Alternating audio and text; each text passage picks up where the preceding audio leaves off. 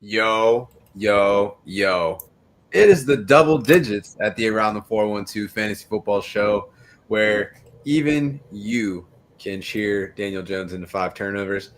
Like I said, this is Around the 412 Fantasy Football Show. I am your host, Joe Frick, and with me, as always, the insightful, the ball knowing, the always electric Drew Hannes. What's going on, my friend? Not much, man. As people know, I was in stadium last week for this game. I told you last week on the show they do not lose when my wife and I are in stadium. So give us a little props. Give us some season tickets. We'll be out there week to week if it takes that much for us to win some football games. But I lost my voice probably midway through the second quarter, and that was mainly at me yelling at them because they looked like crap to me in the first quarter. Just wasn't moving the ball. The Colts were just driving. I mean, it took turnovers just to keep them alive. But it was awesome, the amount of turnovers we had. I was able to yell about getting after the quarterback. I knew the game was in hand and we were going to win when Jack Sawyer got that pick, because literally Pay Wilson came off the edge, and from my vantage point in the 200 level beyond the end zone, it looked like he spiked it and it just landed like right in his lap, and it was just like perfect. But yeah, after the fact, I could see like Jack Sawyer like went and caught it. But in the moment, I was like, wow, yeah, this is definitely going to be ours. It's our day. But yeah, it feels good to get a huge win like that when people were, dogging us, and we all felt the negative vibes. But it was awesome. Yeah, it's such a week-to-week league in the NFL. Really, the any given Sunday mantra really holds true. I think that they did a great job of keeping Jonathan Taylor in check, which I don't think anybody expected. I think the biggest surprise. Say that again. I sat Jonathan Taylor in a league because I don't like my team facing the Steelers and have to root against the Steelers, so I just kind of sat him. But I played Kamani Vidal against the Titans instead, and that didn't work out. But I ended up getting smoked by 60, so it didn't matter. Tough. Yeah, I don't know. It's but the Jonathan Taylor, I was surprised. I thought that was going to be like all right, go get yours, and we'll see what happens with the rest. The big surprise to me was Tyler Warren. I thought Tyler Warren was going to have a monster game. Patrick Queen said going into the week that they were going to solve the tight end problem that they were having. It seems like they did it. Jalen Ramsey was fantastic at safety. Yep. And it looks like they're going to continue throwing him out there. So the Duggar-Ramsey connection, I really liked what I saw from that. And we'll see what that means going forward. Just from a fantasy perspective, in the last 3 weeks, Pittsburgh been very porous in the air. 43, or actually, what's the number? 54 points per game allowed to wide receivers in the last 3 weeks. 19.4 to tight ends. So fire up your Chargers. Maybe, unless this defense can continue to buzz, especially with all the injuries in Los Angeles right now. Speaking of injuries, Drew, throw on the lab coat. We see you out there questionable with the cough drop from all the yelling and screaming at the game, but we know that you will tough it out for us to make this happen. So who you got on the injury report this week? It's kind of light, but there's some major ones. We could start with Tucker Kraft, who suffered a significant knee injury. He'll obviously be out for the season. I actually unloaded the clip on Luke Musgrave because he was actually the guy coming out of that draft class for them that people expected, and then he got hurt, and then Tucker Kraft just kind of took over. I didn't get him in a lot of leagues, though. I unloaded the clip in Fishbowl for him, and he went for like $95 in my He went in 60-something for us. I didn't even try because I blew most of my fab early in the season.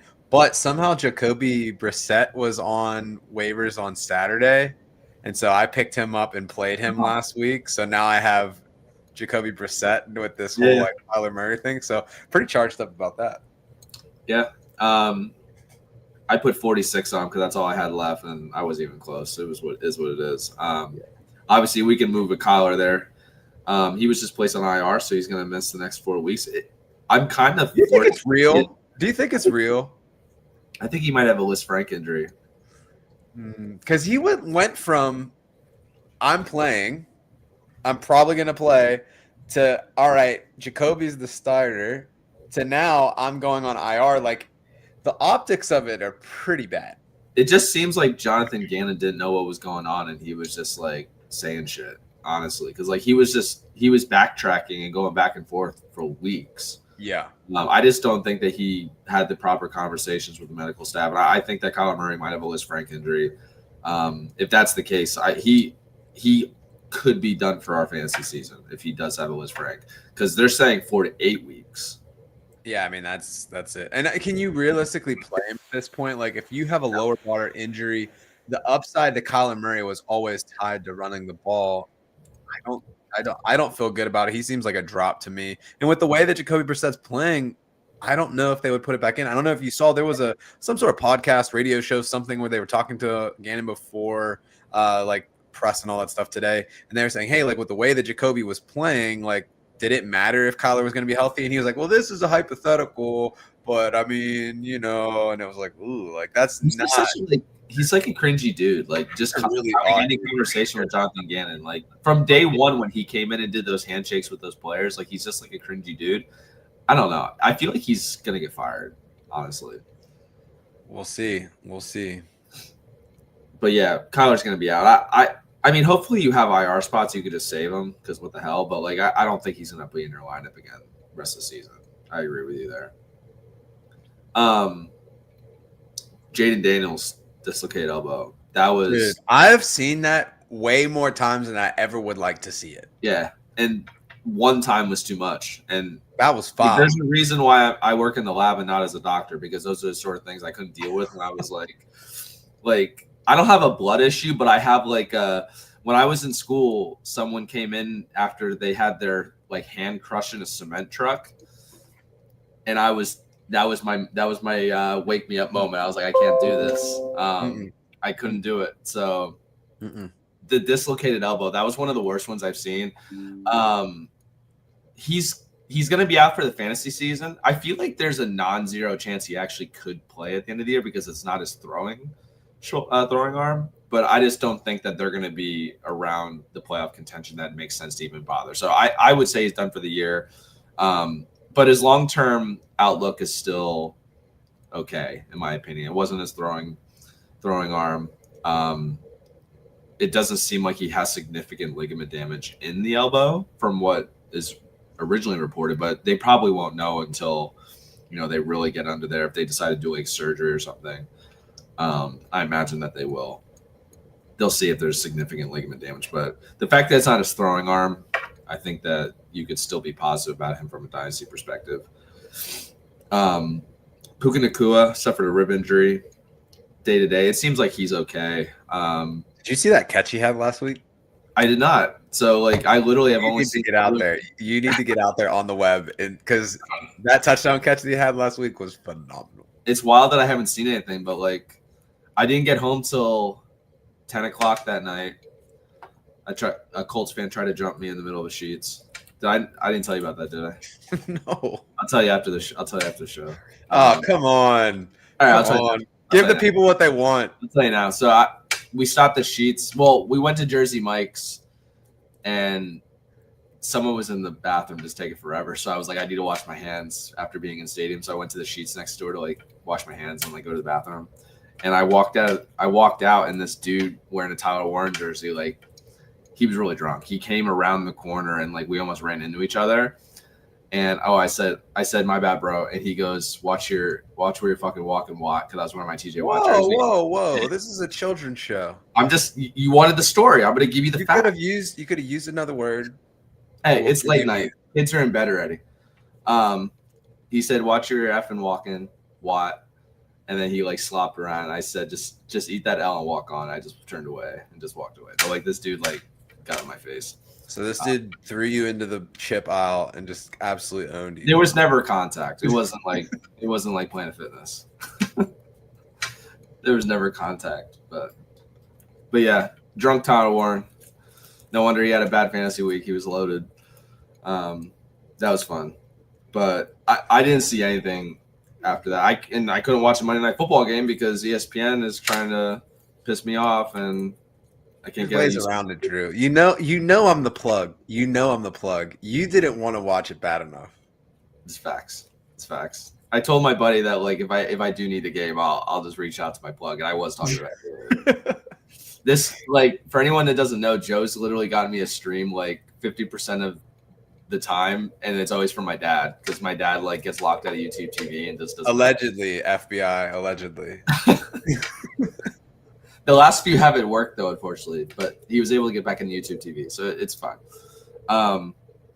Two more here. Keishon Booty suffered a hamstring strain. He's day to day. It seems like He said on his personal Discord channel that he thinks he has a chance to play this week. What a weird time to be alive.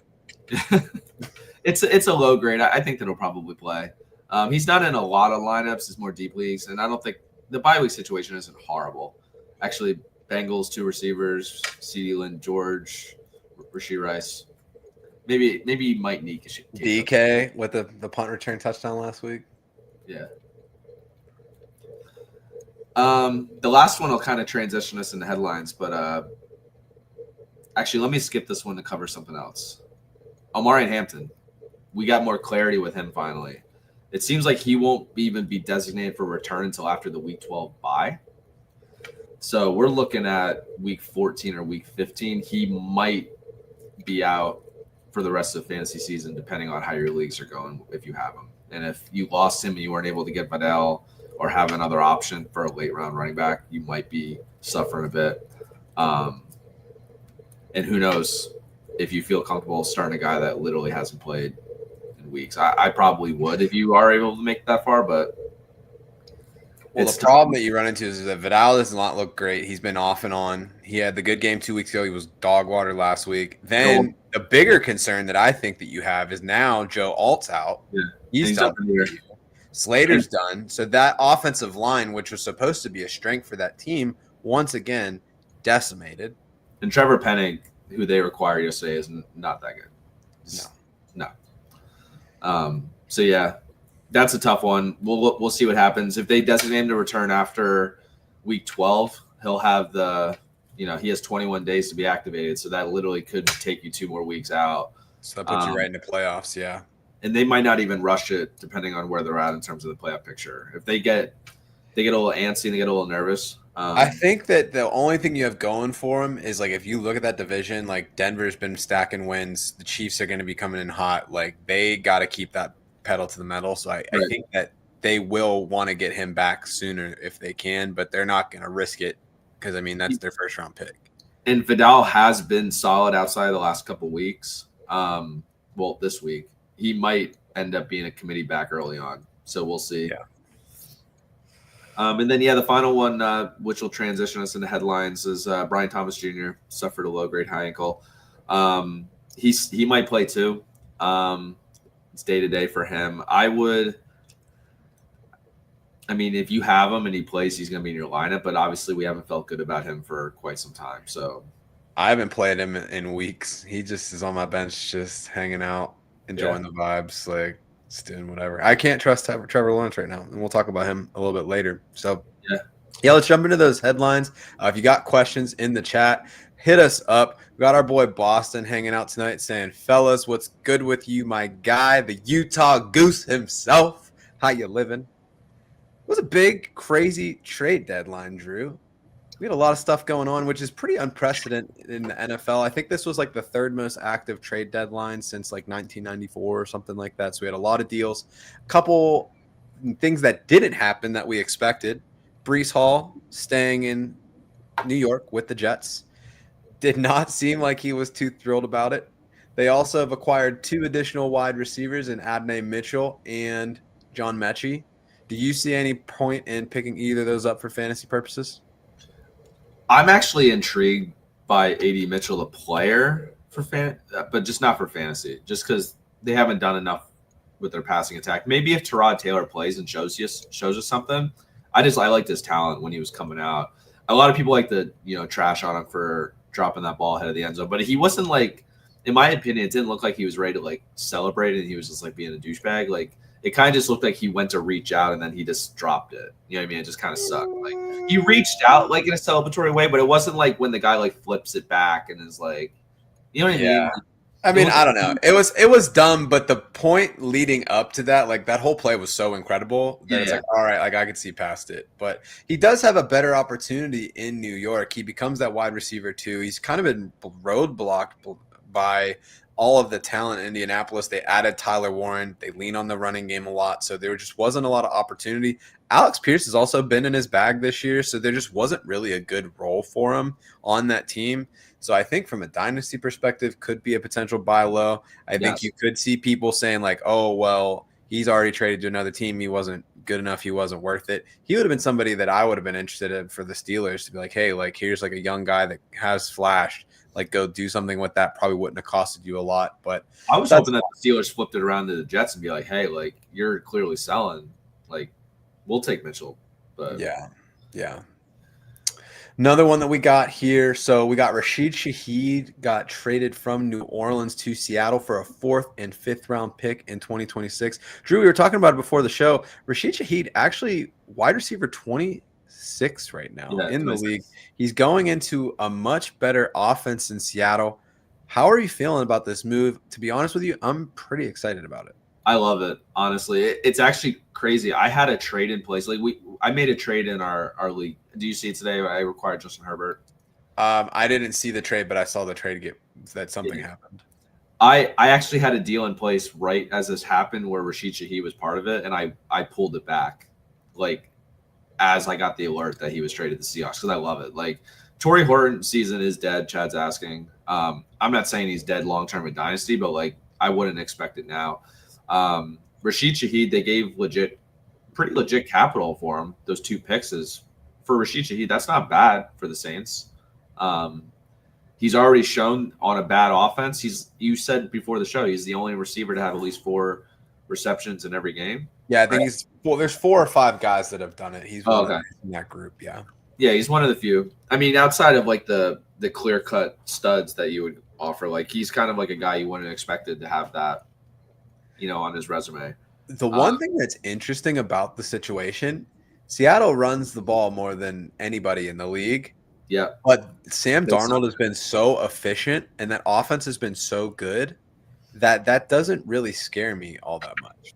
Yeah. And Rashid Shaheed's the type of guy you can just take the top off once and he can make his week with one catch. Yeah. And his floor's been solid. We were talking about it pre-show. He's been between like 9 and like 14, 15 every week, essentially, besides like 1. And that's on a bad offense. I love to see what we could possibly get here with him with the Seahawks. He's definitely a flex play week to week. He might have wide receiver 2 potential based on the matchup, honestly. Like I feel good about it. Yeah. And then Chad was saying that, this really just turned into Devon Vele for Rashid Shaheed more or less for the Saints. So Yeah. I don't know if I like that for them. I know that they were in a weird spot, but to me, looking at those 2 names, I hate that trade personally. But I mean, that's the nature of the business. If you knew you weren't signing Shaheed long term, then it's better to get something than nothing. And do you think that makes like Vele viable? I don't. Tyler Shuck hasn't thrown for 200 yards yet. That offense is looking horrid. All he has to do is dump the ball off to Kamara, and he won't even do that. So I think that the biggest beneficiary is going to be Juwan Johnson. He has a tough matchup this week, but I think going forward, it's going to be either passing it to Olave or I'm going to be giving it to Juwan Johnson, or they're just going to try to hope that the clock runs out fast. If you look at Kamara's stats and just don't know it's Alvin Kamara, like it's a blind resume thing, you would think it was like Bam night. He's droppable. Yeah. And what's crazy is he's still projected every week for like 12 points a game. Yeah, it's like he gets 10 points just because his name is Alvin Kamara. Right. It's bad. It's real bad. All right. So before we get into this last kind of trade acquisition, which will lead us into our Tinders, we got a couple questions in the chat. We got Mr. Lee 17. Trade Puka, Swift, and Gadsden for Lamb, Garrett Wilson, and Chase Brown. PPR redraft. Ooh. That's going to be a yes for me. I mean, Puka and Lamb is like more or less a wash. Swift and Gadsden for Wilson and Chase Brown, that's an easy yes in my opinion. Yeah. I'd probably do that deal as well. I just have a soft spot for Puka, so it's always hard to trade him away. But this is a case where, I mean, the Jets are going to be throwing so much when Wilson gets back. I'm sure Fields can connect with him some. His volume's just going to be too good to pass up. And yeah, he had a tough game the week before, but I mean, he's been pretty solid throughout the year. He got banged up in that game then too. Yeah, he did. And then Chase Brown, as long as Joe Flacco's shoulder like keeps connected, he's going to be fine. We talked about it last week with Jake Browning, 0.8 yards per carry before contact. With Browning, that went up to almost I think it was around 3 yards with Flacco in the lineup. So that's going to be interesting. But yeah, I mean, Puka's banged up pretty much every week. He's like a medical tent, like just VIP. He just goes in there to say, hey. Swift is banged up right now. I don't think. Do you think he's going to play this week? I don't think so. I don't think he should because Kaminunga has been better. Like, as of late, Kaminunga, like, from the eye test, looks like a better player to me. Yeah, and then Gadsden, I mean, he's been the player that's been hot as of late, but I mean, you picked him up for free. Yeah. So to me, I like that deal.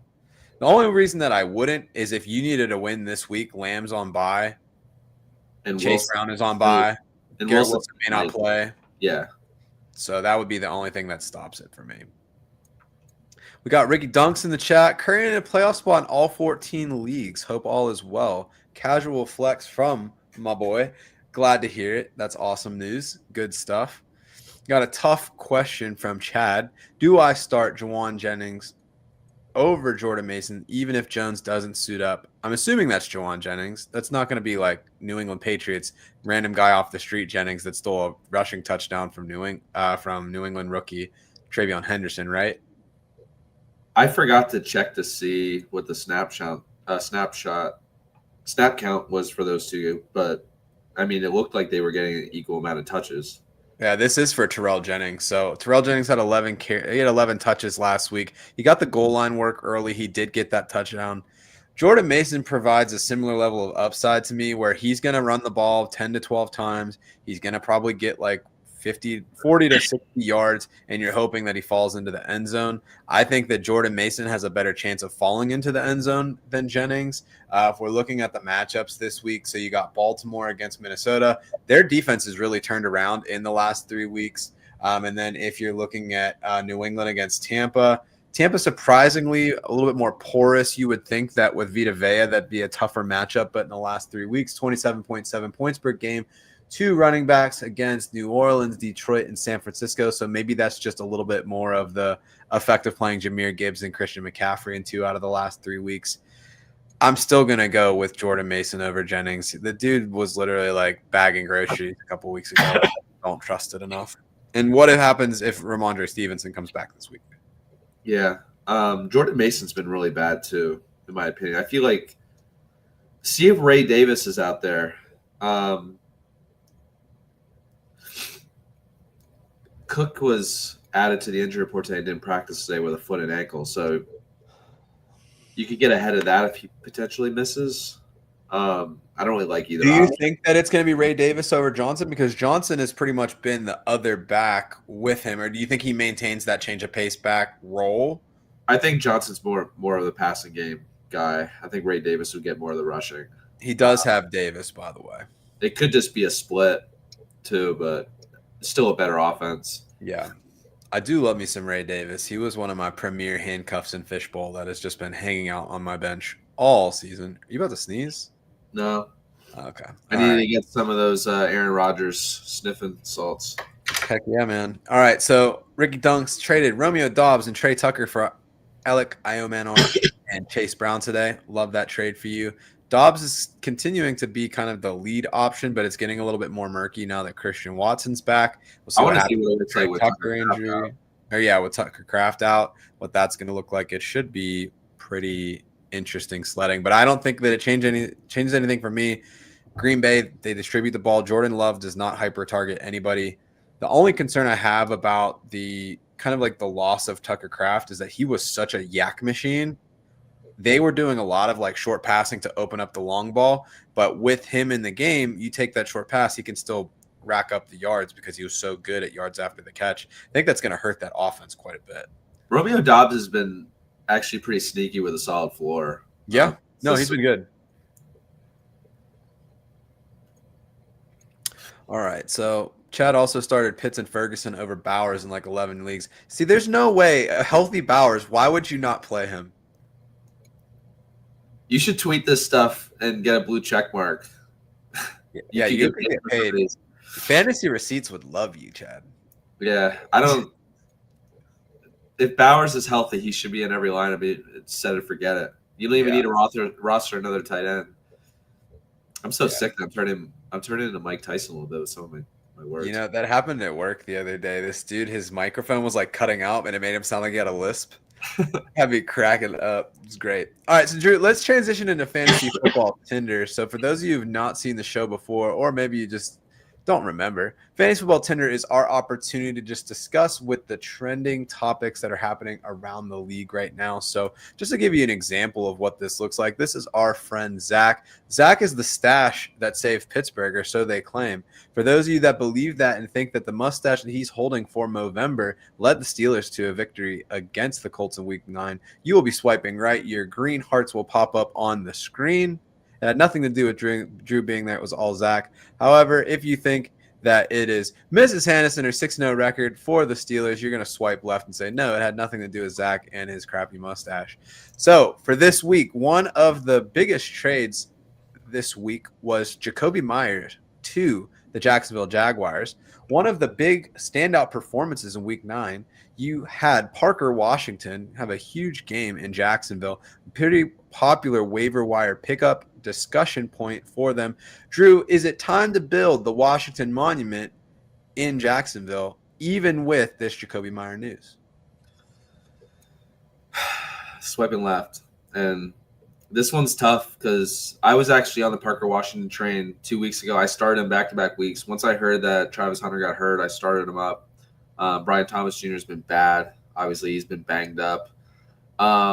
The Jacoby Myers thing, we had this planned out before the Myers trade, which kind of sucks because it's like, why are we even talking about this now? But that's why. Jacoby Myers has killed it. And it's kind of crazy, actually, because I still kind of like Parker Washington in a way, but it's going to take both of those guys. Like, Travis Hunter's already out, but it's going to take us another injury for him to stay relevant.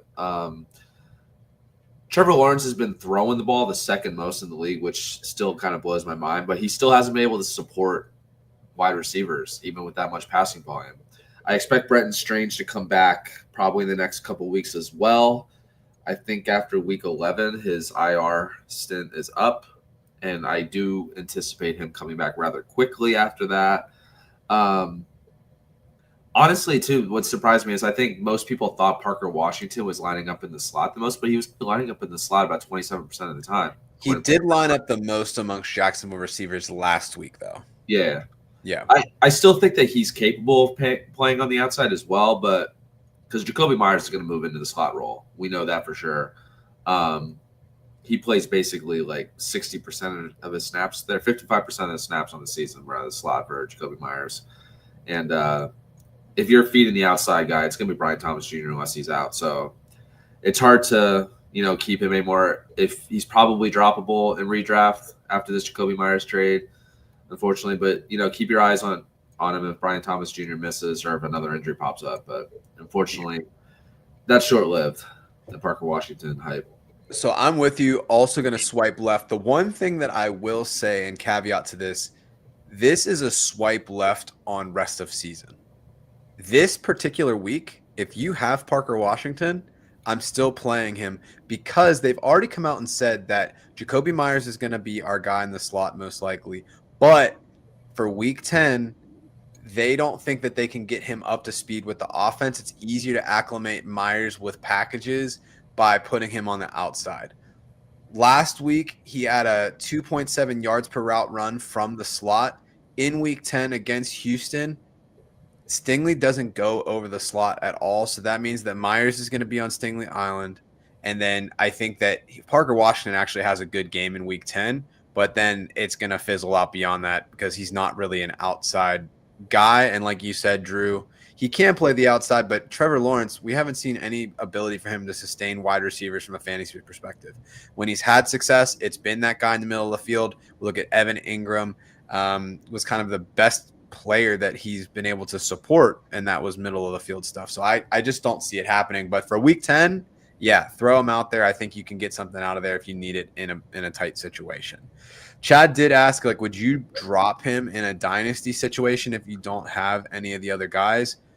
No, I wouldn't. I never would drop him because who are you realistically going to get? Like, yeah, those are such deep leagues in dynasty that like there's probably nothing better.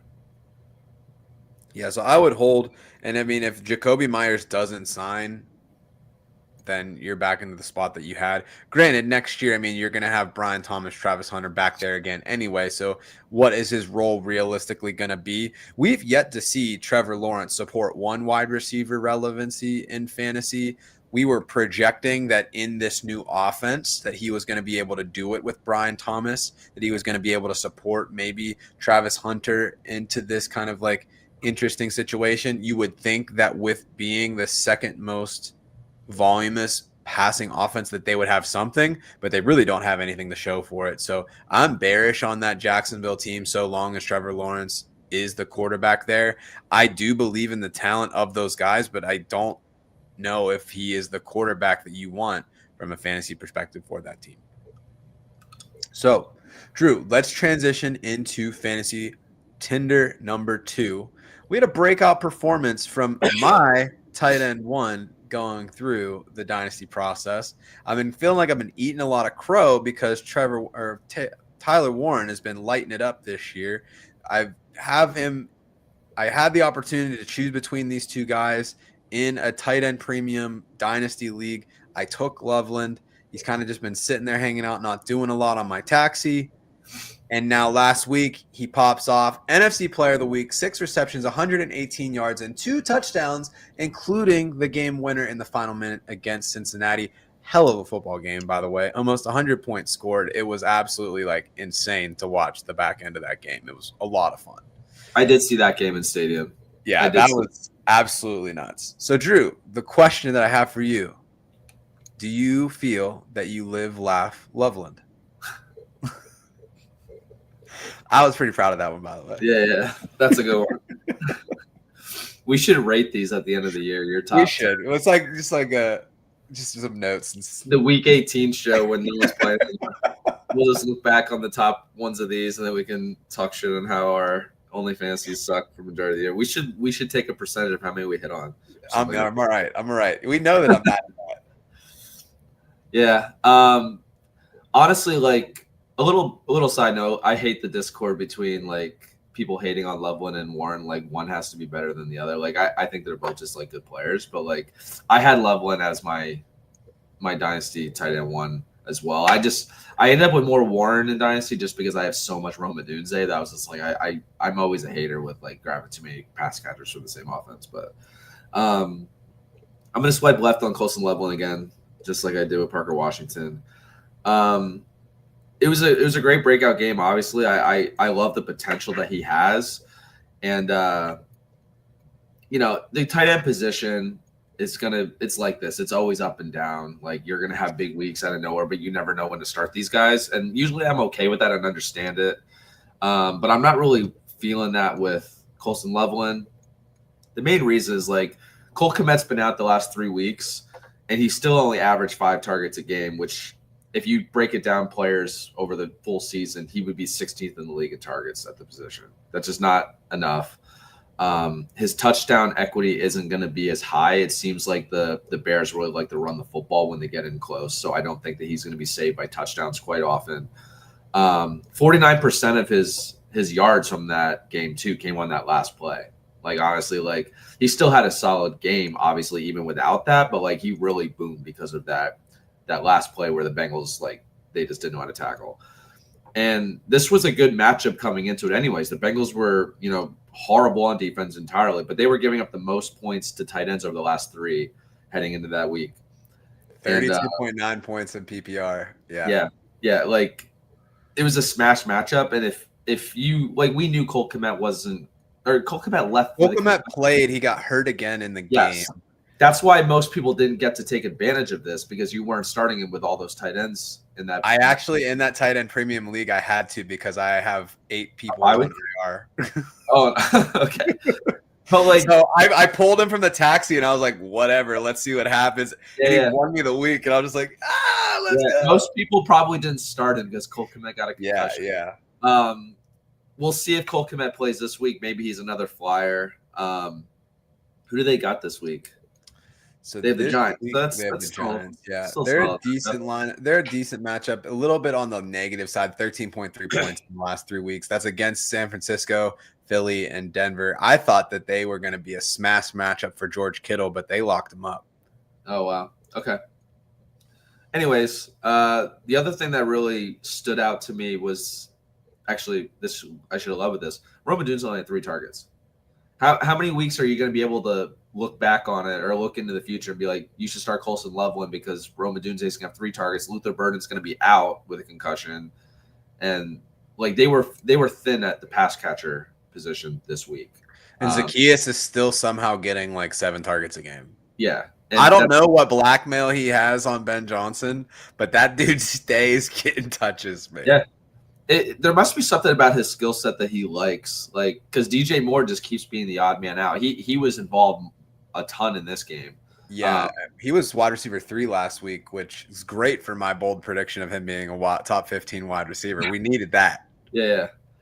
It's just not going to continue to repeat itself. Roma Dunze has way too much involvement in the offense. His dad's on Twitter lighting everybody up. I'm sure they're yeah. again. You know it's bad when dad comes out hot. It's just like, yo, bros, what's going on? Yeah. So it's hard to swipe right on a guy that has that much to compete with in his offense, and the main guy, didn't do much, and they had a absolute smash matchup. Yeah. So, I think the other thing too, it's tough. I'm also swiping left. I think Colston Loveland is a great 26 play. Yeah. Like next year, like seeing him pop like this, he is leading the Bears in fantasy points per route run. Nice. They ran 80 offensive snaps. He only ran routes on 34 of those snaps. Like that's not a ton of run. You already said that they had people banged up, and he was 3rd on the team with 34 snaps. The other thing that's interesting is that game was so bonkers. 80 offensive snaps is like an insane amount. Yeah. They're averaging 66. So you're already taking this is the best possible scenario for him. He had a long breakout touchdown there at the end. You don't get to play the Bengals every week. But if this is one of those things that's like, all right, 2026, I don't really like to draft any of the oneies early. I don't like to take QB. I don't like to take tight end. Colston Loveland, firmly going to plant that flag now. He is somebody that will be on a lot of my rosters next year, especially if they move on from Cole Kmet. For sure. And he's also coming off a pretty significant shoulder injury that he suffered at Michigan that basically he wasn't involved in a lot of the pre-draft process. So I feel like it was always expected that he was going to be a slow start in the NFL.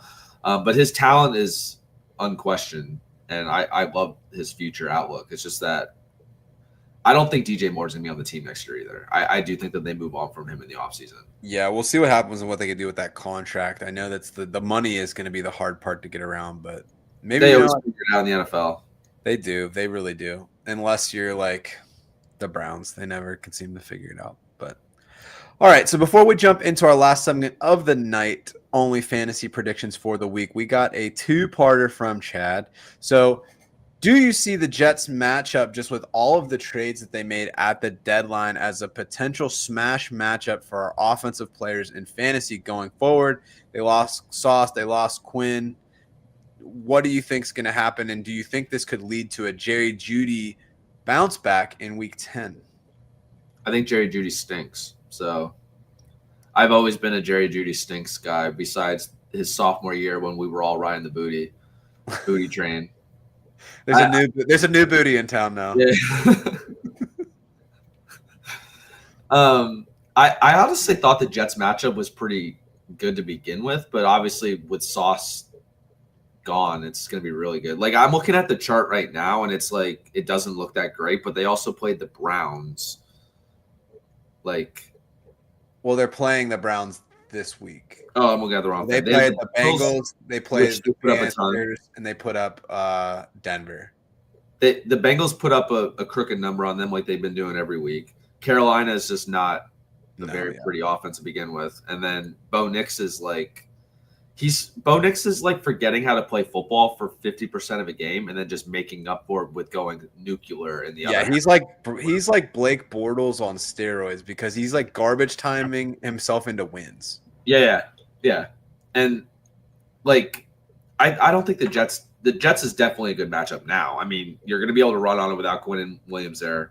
Quincy. It's really funny with Quinnen Williams. People are like, "Oh, well, he only has one sack this year." I'm like, "You don't know ball. If you are talking about a defensive tackle and how many sacks and how many pressures they have, like you don't understand the role. Like that man is a game wrecker. He is a run stuffer, and that's what you want. I don't get the trade for Dallas, but it makes sense if they have him for the long term, but they're not going anywhere now. So it's like you get him now if you have the opportunity. You might not be able to have that opportunity again in the future. True. I mean, it makes the team better. But I think the Jets tearing it down makes a lot of sense. I would have probably traded Brees. There's no way that I'm trading Garrett Wilson. You have to think that they're going to go and get a QB next year. So it's like you want to have some good weapons to make the life easier for that quarterback. But there's a lot of concerns about this class, and like they were supposed to be like really big QB class year, and it hasn't really panned out that way. But I mean, they're going to be at the top of the board.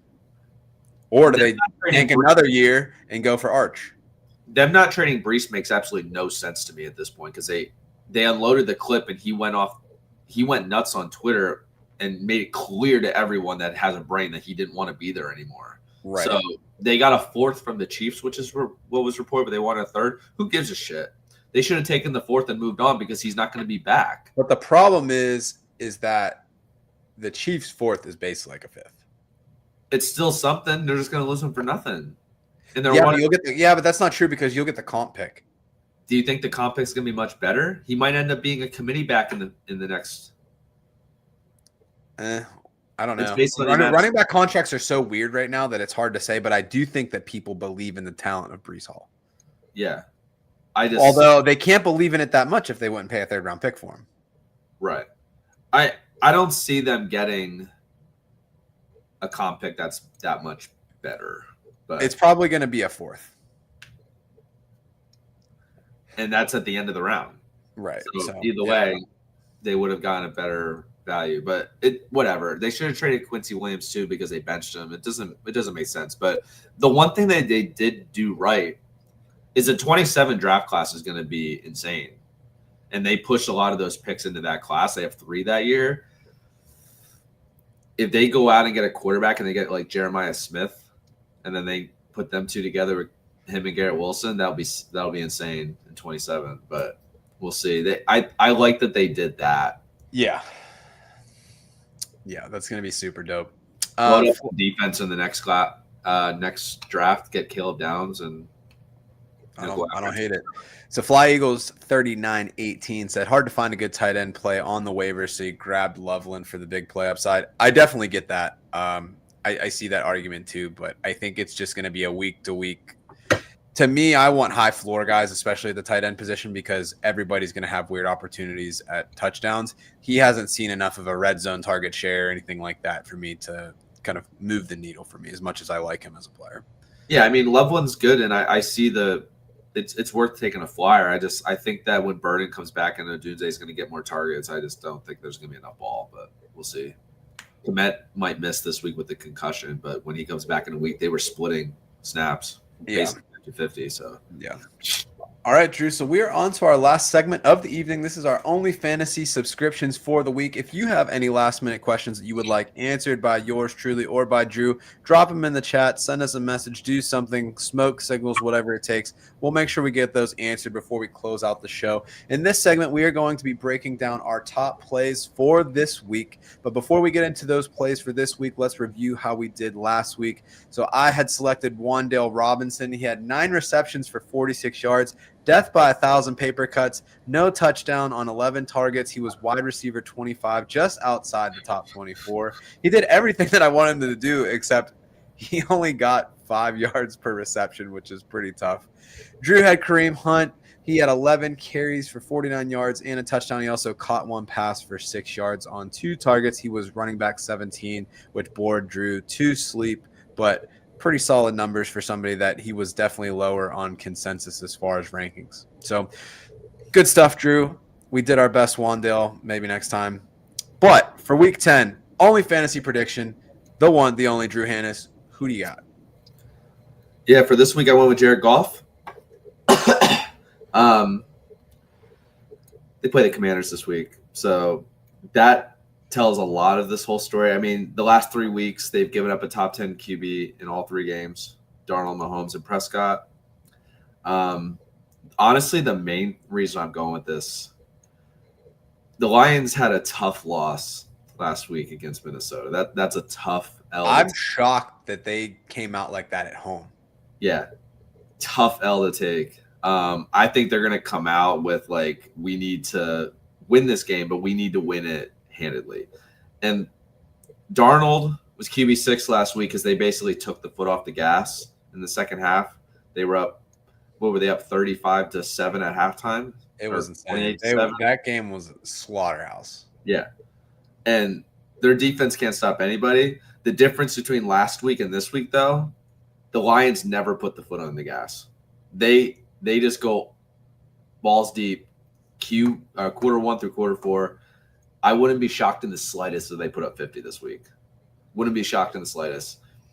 I think that he's a slam dunk play. He was actually on waivers in my redraft league, and I hold 2 quarterbacks, but I really don't play the second one. I have Baker, and I only picked him up because of how well he was doing, just in case there was an injury, and I have Mahomes on bye. So I went and grabbed Jared Goff for this week, and I'm starting him. No questions asked. Feel really good about this one. I'm hoping that, it's not in the dome. It's not in the dome. It's on the road in Washington. But I feel like they have to come out after that tough loss last week and really, put their foot down. I think that Jared Goff's going to be a smash play this week. I like it. I like it a lot. All right, so for me this week, he's been mentioned a few times. We've been talking about this offense seemingly all day. I don't think that DeAndre Swift is going to play, so I am rolling with the fun guy, Kyle Monangai, this week. He has the best matchup on paper going against the New York Giants, allowing 37.3 fantasy points in the last 3 weeks. Granted, he's had some tough matchups, CMC, Saquon Barkley, the room in Denver with J.K. Dobbins and R.J. Harvey. But Kyle Monangai, last week, man, excellent performance with Swift out of the lineup. He had 26 attempts, 176 yards. That's 6.7 yards per carry. He had the explosive runs. He had all the work inside the 5. Yards after contact, 3.81. Like, I just love everything that this kid's doing. 7th round pick, absolute smash. My boy Big Draft Energy was on this dude like in March and was like, hey, like, let me just like talk about this. I know you were pretty early on him too. I was in this like last season. I've been in it for 2 years because the dude doesn't fumble. Like, the dude does not fumble. NFL teams were always going to be in on this dude. I was shocked to see that he went the 7th round. It was just, he was pushed down the board just because of how many good running backs there were. Yeah. And I have him in a ton of dynasty leagues. I've been waiting for this moment. Like, I hope Swift doesn't play so he can get another week of just like by himself and just show off. Yeah, and what's crazy, so he had 22.8 fantasy points per game. In a lot of situations like this, people are like, oh, like they just had the one big run. If you look at expected fantasy points, like it probably was like a drastically different number. No. Dude's expected fantasy points last week, 22.3. So he only overperformed by 0.5 points in full PPR. So I think he's going to have another big game. Even if DeAndre Swift does come back, they have this 50-50 split that's been going. So I think that he's going to have a solid game. But if Swift sits out, which I'm expecting that he will, I think he goes absolutely nuclear again. Yeah, I would sit Swift just because Monangai has shown that he could take on the workload and just get Swift healthy. Yeah. I feel like they're smart enough to understand that Monangai can handle this. And also, you're not – is it in New York? Oh, it's at home. Yeah. Either way, he's a Rutgers kid. I wouldn't be shocked if like this is like a majority of my family and friends are big Giant fans and I can go out and just destroy them this week. Yeah, if they were playing in New York, I would say there's no way that you let Swift play. Exactly. Right. It's not the same vibes. He's not going to have family there and stuff, but like still.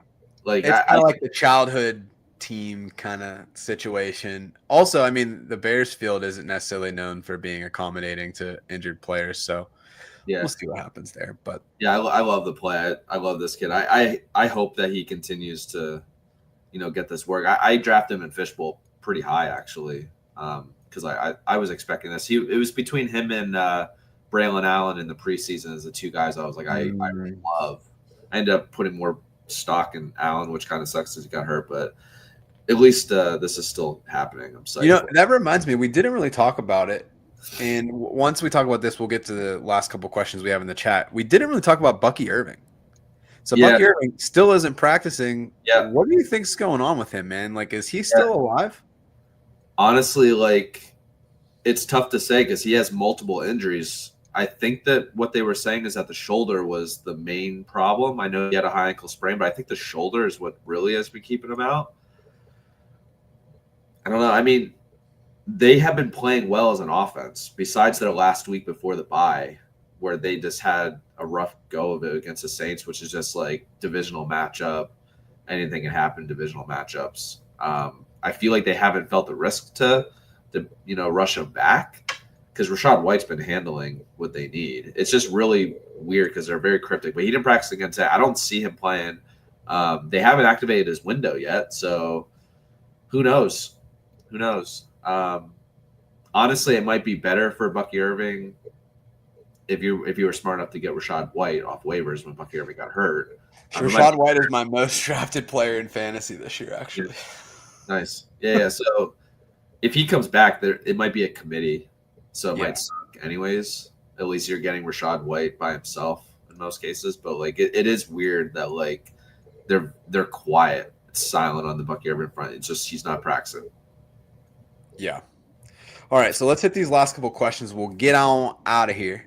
So back to the trade chamber. Trying to move Burrow after that trade backfired on me on my Allen, Caleb, Bryce team, thinking the play is Waddle and Rashad would make my win now roster flexes Waddle and Dobbs. Chad, this is a 1 QB league, right? That he has like all these QBs for no reason and he's hoarding them to like try to box people out. I think you're right. Yeah.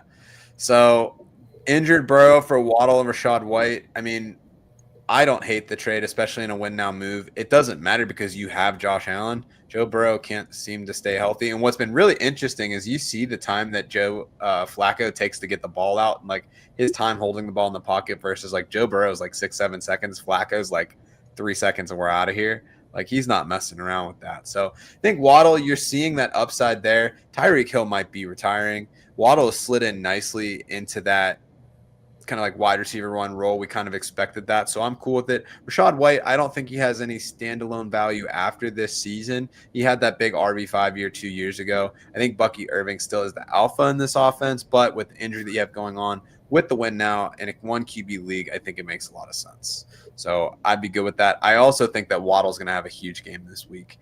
They are going up against Buffalo. And Buffalo, they've been one of those matchups where they've been kind of holding everybody down. But against wide receiver ones, they've been giving up quite a bit. So I think that's going to be a good matchup for them.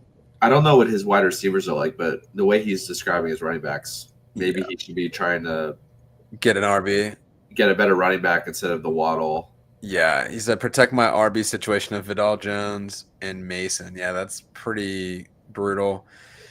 And then he's got Jaden Higgins added, or Judy could swap Waddle for Wandale or Pittman. No, I would want Waddle in a dynasty format. Waddle or Pittman. I mean, Wandale, there's no way. I wanted to bring this up earlier when we were talking about him too, but like if you blind resume Jordan Mason, I think he's droppable too. I just haven't been impressed at all. And he's touchdown dependent. Like the last 3 weeks, he's been brutal.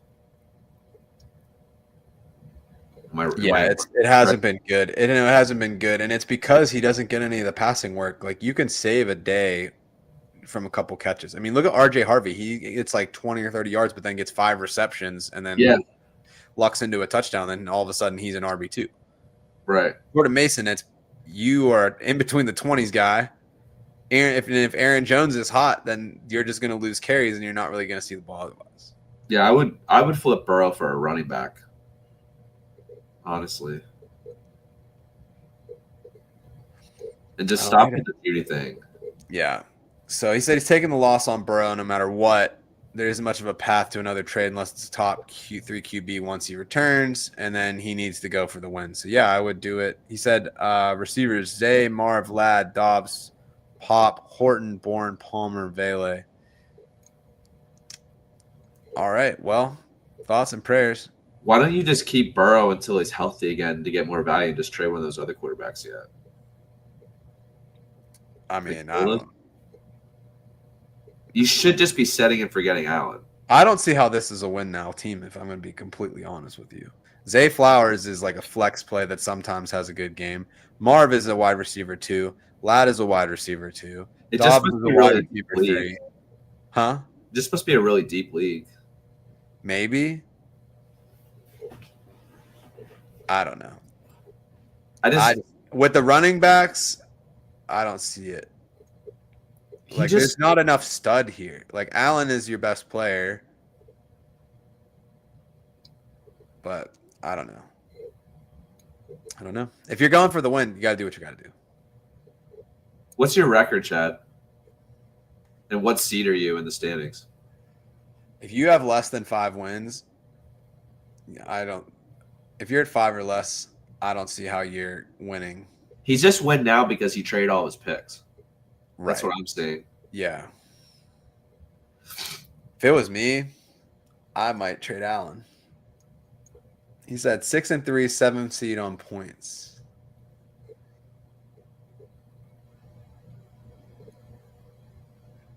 How many teams? 10 or 12? Because he could just be lucking into those wins if he's 7th in points. Yeah, but you're only going to need 2 more wins to really get into the playoffs at this point. Yeah, but is he going to be one and done when he faces Probably. From what I'm seeing, probably. But anything can happen in the playoffs. It's like you go dancing, you see what happens. He said there's 14 teams. So he's like right at the That front. makes a lot more sense that it's a 14. So I feel a lot better about this roster now. I'm thinking like 10 or 12, and it's like, all right, like this could make noise, but there's a lack of upside there. I would run with Waddle. I would make the trade. Take a look at take a look at the bottom 2 teams that are playing for 2026 anyways, and they can use Burrow because he's a top 5 quarterback next year.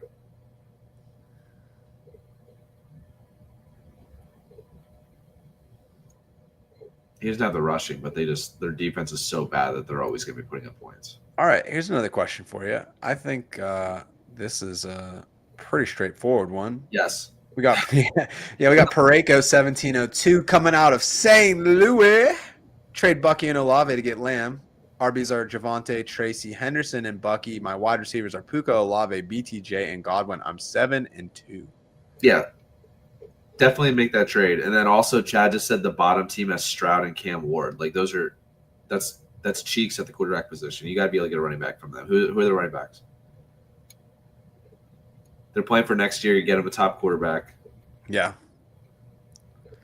But yeah, Pareko, definitely take this trade and make it happen. We still don't know what's going to go on Bucky. Olave, he's getting hyper-targeted, but he's more of a floor play. If you can get CeeDee Lamb, you want CeeDee Lamb. I would look for another running back, though, for you.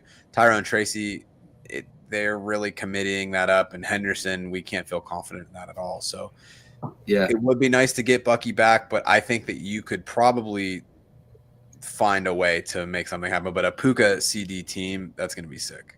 I see why that team is bottom 1. Yeah. So a lot of stuff going on. All right, Drew. So we're almost at the hour. Let's let the people know where they can find us. So where can they do that? They can find us on our personal handles at JOEFRK, at Drew Hannis. You can find us at AT412FF Show on X, and you can find us on YouTube and Twitch at Around the 412. So as we move into week 10, if you have questions along the way, start, sits, trades, whatever have you, life advice, how to tie your shoes, we got you covered. Come and find us. Drew, any closing thoughts as we round out this week 10 show? I just want to answer Chad's last one there now. He's mentioning Trey Benson. Why don't you buy low on Trey Benson? He's right around the corner. Yeah. I mean, you're not going to trade Burrow. If you're looking for a true win now, I would go, instead of taking Waddle, you go, what was it? Where was the trade? He said Waddle and Rashad White. I would go Pittman, Rashad, Benson. I don't think all those guys are on the same team, but